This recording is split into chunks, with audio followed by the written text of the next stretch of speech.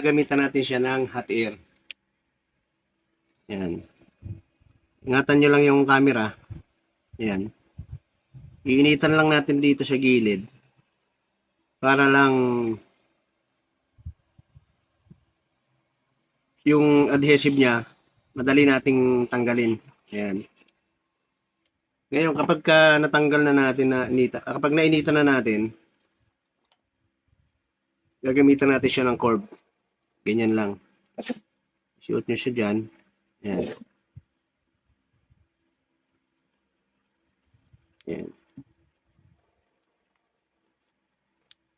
Ito yung iaangat lang natin yan.